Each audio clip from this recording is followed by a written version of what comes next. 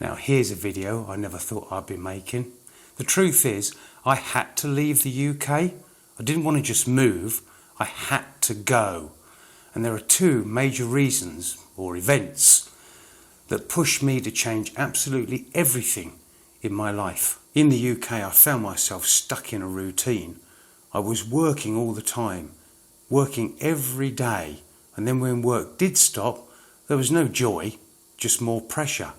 I worked all week to find myself stuck indoors, bored at the weekend because of the lousy English weather. Life was passing me by. I felt like life was passing me by. I lived in a consumer society and it was consuming me. And I realised that if I didn't do something really soon, one day I was going to wake up and realise that all I'd done is survive and existed rather than live. So here are the two events that changed all of that. First event that changed everything. In the UK, I was a heating engineer, mending boilers, doing my heating and plumbing. And every morning I would go in and pick my parts up at the merchant. I was late one morning and I got in there, and as I walked in, all the other guys were in there. And the way it works is, the staff behind the counter are working like lunatics to get all your parts ready for you. And there's a nice big coffee machine, delicious coffee actually, and you just go and help yourself free of charge, and you just wait around and you talk until they say, "Hey Mac, your stuff's ready." "Yeah, righto mate." And so anyway, I'm late entering in because of the traffic, and as I walk in, the place is full, and I thought, blimey, I've got to get a coffee here. And then I stopped and realised, hold on a minute, I'm the youngest one here. Look at that lot. Anyway, grabbed my stuff and off I went to work. And as I was driving around, I was thinking, why am I the youngest one there? Anyway, carried on, and throughout my day, driving from job to job, I get a lot of time to have a think.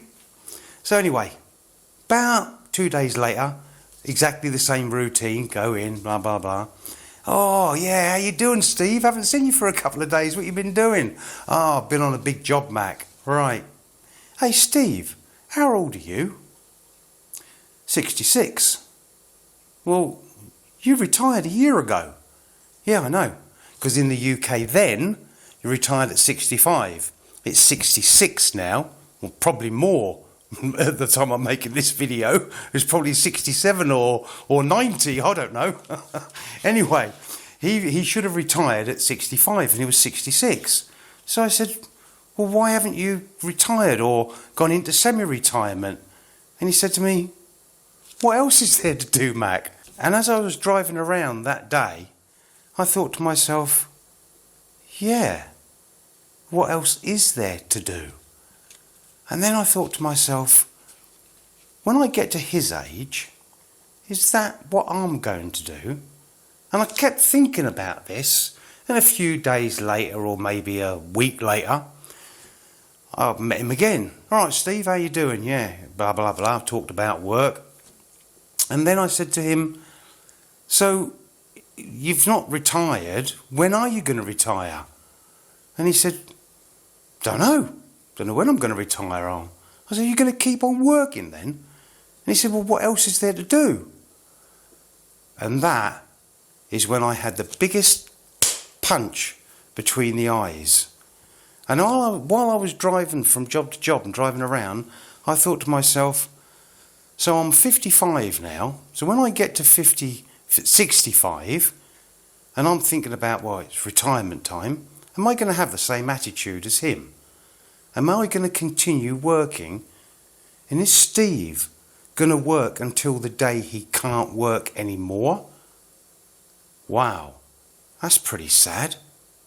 And for weeks after, driving between every job, the only thoughts that were going through my mind was, no way am I going to be working for the rest of my life until the day either I can't or till the day I die. There is a better life for me out there somewhere. Second event that changed everything. The next reason, and a few events, are my wife's health. And my wife was on medication for a few things, and things began to go downhill a little bit for her. So she went off to see the doctor. He came back and said, "I've got fibromyalgia." What is that? Never heard of it. So I looked it up on the internet, and if you don't know what it is, have a look. It's not good. So, well, fibromyalgia is a bit like, it's not like my dyslexia, but my dyslexia, you've got it and you can't cure it. Same with fibromyalgia. You've got it, you can't cure it. All you can do is take medication and try and manage it. So now we've got a situation where my wife is taking what seems to me like half a tube of Smarties full of medication, equal to the medication. And I'm thinking to myself, that amount of medication can't be doing anyone any good. Okay, life carries on. The next thing, she comes home and says to me that her work have pensioned her off. Whoa, what are you on about? She says, "I'm going to be finishing work." And I thought to myself, hold on a minute. Basically what they've done is said, "Thank you very much, goodbye." Now my wife had an extremely good job with government agency.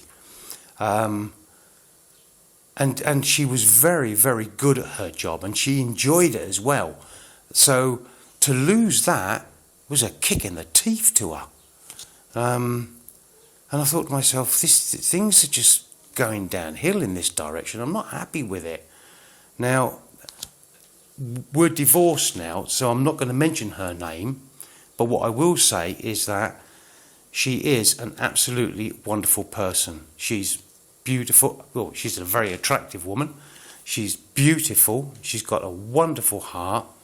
And it was tearing me apart to see this happening to her. Yeah, man, for sure. So I said, all right, girl. Obviously, you know, you've been pensioned off. So how about you work with me? You do the office work and take care of that side of it. Yeah, okay then, yeah. And that was really good. She seemed happy. Well, she was. She was happy doing it. Life was okay for us. And then I came home one day, and I said, "You all right, girl? Yeah. You had a good day?" "Yeah." I said, "What you been up to then?" "Well, and I looked at her, and I thought, she doesn't know who she is. She doesn't know where. She looks lost. And I was getting really concerned now. Things were bothering me. It stops right now. And it's at this point that I say to myself, right, things stop right now. I don't know how I'm going to change it, but I'm going to, one way or the other. So what do? I jump on the internet. Thank God for the internet, that's all I can say. And I'm typing in things like how to change your life, how to get a better quality life. I'm typing in all sorts of things like that. And every time, no, not every time, almost every time, it's coming back with exactly the same thing. Move to a different country. Why? Move to a different country. Righto. What country should I move to? A country in Europe. Right? What country in Europe? Portugal. So, to cut a long story short, I've done my research and I'm trying to find a better life for us both. And I suggested this to the wife, and I said, you know, what do you think to perhaps moving to a different country? Whoa, yeah, okay, big move. I said, yeah, I mean, have a look into it and see what you think. I'm thinking Portugal or Spain or Italy, but I'm concentrating on Portugal. She said, all right, yeah. So a couple of weeks later, you know, after she's had a good look at it, we've come to the decision that we're going to do it.